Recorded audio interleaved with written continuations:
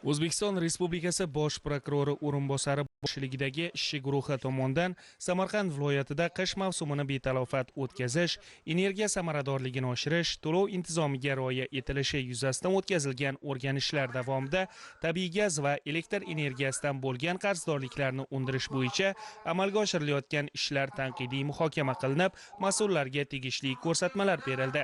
Shuningdek, joylarda o'tkazilgan ko'rgazmali seminarlarda elektr energiyasi, tabiiy gaz va boshqa resurslardan unumli foydalanish va xavfsizlik qoidalariga qat'iy rioya etish masalalariga alohida e'tibor qaratildi. Seminarda tadbirkorlar, savdo nuqtalari egalari hamda fuqarolarga elektr energiyasidan noqonuniy va me'yorlarga zid ravishda foydalanish oqibatlari, energiya tejamkor texnologiyalar va ularning afzalliklari, elektr jihozlaridan to'g'ri va xavfsiz foydalanish, favqulodda holatlarning oldini olish bo'yicha amaliy tavsiyalar batafsil tushuntirildi. Davlatimiz rahbari bergan topshiriqlarga muvofiq energiya resurslaridan samarali foydalanish va ularni iqtisod qilish bo'yicha oliy ta'lim muassasalari professor o'qituvchilari tomonidan ilmiy yondashgan holda olis hududlarda energiya resurslaridan samarali foydalanish bo'yicha o'rganish ishlari amalga oshirilmoqda. O'rganishlardan maqsad energiya tarmoqlarida yo'qotishlarni bartaraf etish, aholi va yuridik iste'molchilarda energiya samaradorligini oshirish ishlarini targ'ib qilish hamda 3 bosqichli tizimdan 2 bosqichli tizimga o'tish, ma'nan eskirgan gaz yondirgichlardan energiya samarador, standartlarga ega bo'lgan gaz yondirgichlardan foydalanishni targ'ib qilish, shuningdek yoqilg'i energetika tarmoqlari texnik xodimlari Farg'ona tajribasi asosida malakasini oshirish ishlari amalga oshirilmoqda. Davlatimiz rahbari bergan topshiriqlarga muvofiq energetik resurslardan tejash, oqilona foydalanish bo'yicha chekka olis aholi punktlari hamda zich aholi yashash hududlariga chiqqan holda oliy ta'lim muassasalari professor o'qituvchilari ilmiy o'rganishlar olib bordik. Bunda asosiy e'tibor energetik resurslardan oqilona foydalanish, elektr energiyasini tejash, xususan geliy kollektorlar, quyosh panellaridan foydalanish bo'yicha asosiy e'tiborni qaratdik. Shuningdek, yoqilg'i energetika korxonalari texnik xodimlari malakasi Farg'ona tajribasi asosida oshirib borilmoqda. Ishchi guruhning viloyatdagi hududlar kesimidagi qisqa o'rganishlari davomida sohada to'lov intizomiga rioya qilish hamda qarzdorliklarni qisqartirish maqsadida iste'molchilar, yirik qarzdorlar bilan ham uchrashuvlar uyushtirildi. Sudlarga 25,8 milliard so'mlik 2435 ta da'vo arizalari kiritildi. Majburiy ijro byuro organlari ish yurituvidagi ta'minot korxonalari foydasiga 1316 ta ijro hujjatlari bo'yicha 7,7 milliard so'mlik qarzdorlik undirilishiga erishildi.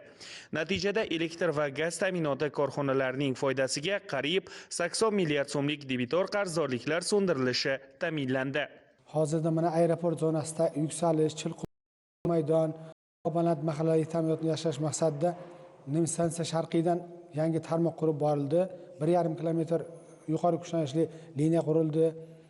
600 metr yuqori kuchlanishli kabel almashtirildi. 2 kilometr 8 metr ochiq kabellar yopiq kabellarga almashtirildi. Buning natijasida texnik yo'qotishlar oldi olindi. Hozirda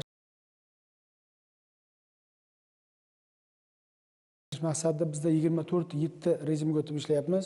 10 ta avariyni brigada tashkil qilingan, 24 soat ishlar davom ettirilyapti. Qolaversa mana bugun Samarqand davlat universiteti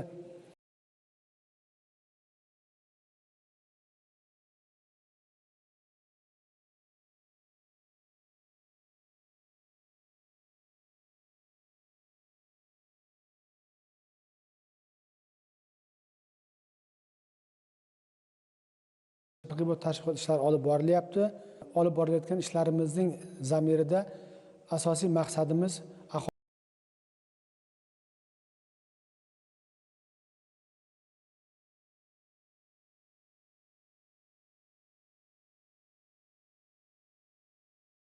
etilib, texnik soz holatga keltirildi.